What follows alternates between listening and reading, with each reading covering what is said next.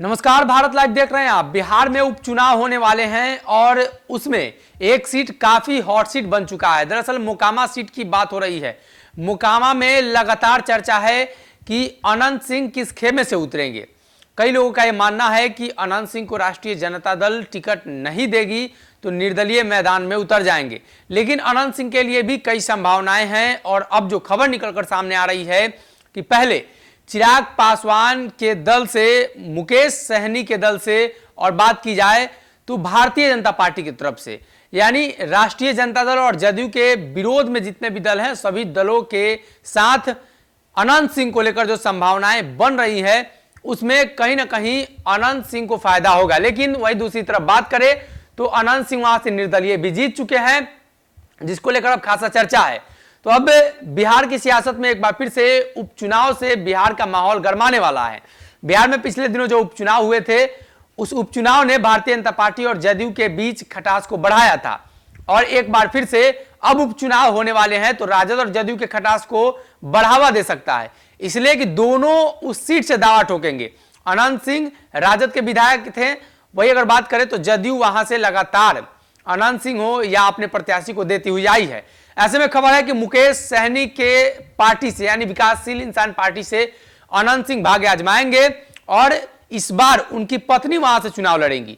मुकेश सहनी ने इस बात का दावा किया है कि वो तीनों सीटों पर चुनाव लड़ेंगे, यानी बिहार में 3 सीट पर उपचुनाव होने वाले। आपको पता ही होगा मोकामा, गोपालगंज और कुढ़नी, जिनके विधायक अभी अभी 3 साल की सजा को लेकर काफी चर्चा में रहे हैं, तो उनकी सदस्यता कभी भी जा सकती है। और पटना में वो लगातार बने हुए हैं। इसके पहले वो दिल्ली में कई नेताओं से मुलाकात कर रहे थे, खासतौर पे राजद के हैं तो राष्ट्रीय जनता दल के नेताओं से मुलाकात कर रहे थे।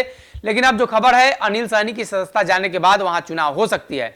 तो मुकेश सहनी का एक कार्यक्रम भी है इसी महीने कुढ़नी में, और वो जो क्षेत्र है वो सहनी बहुल क्षेत्र है, इसलिए कि वहां से अनिल सहनी पहले से जीतते हुए आए हैं।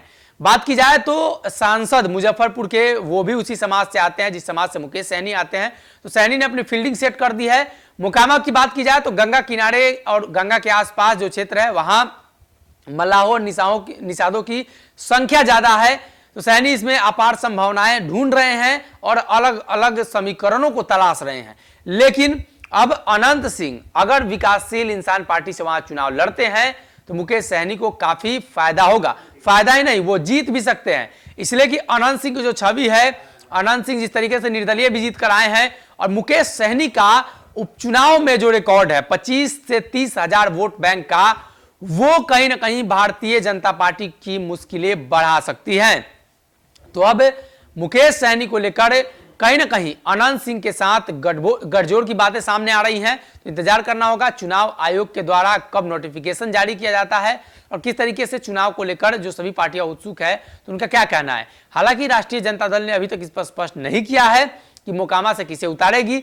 अनंत सिंह वहां से विधायक थे और उनकी सदस्यता सजा होने की वजह से चली गई, और ऐसे में भाजपा लगातार तैयारी कर रही है। संजय जायसवाल का बाढ़ दौर आपको याद होगा, कैसे उनके मंच पर कई राजद के बड़े नेता जो पूर्व में राष्ट्रीय जनता दल में रहे हैं वो मौजूद थे।